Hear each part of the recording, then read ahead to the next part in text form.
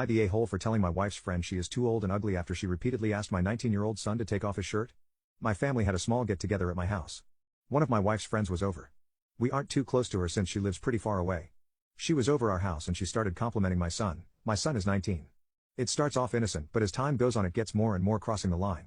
When we were out on my deck she starts telling my son to take his shirt off. What's the point of going to the gym if no one will see it? My son is visibly uncomfortable and tries to shut her down. She repeatedly is asking and is getting more aggressive with it.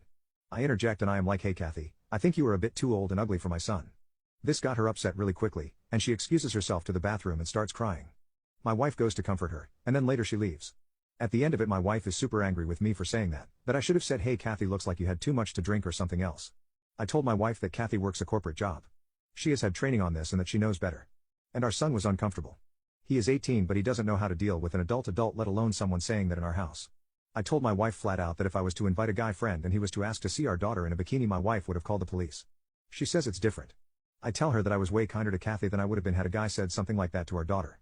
And I told my wife that Kathy needs to apologize to my son before she can ever come into our house again. Overall, I think I was fair. If Kathy just said it once and I said that I think I would be the jerk, but the fact she kept repeating it, that's why I said it. And I wanted her to get the message that yes, I am upset, that's why I included the ugly part.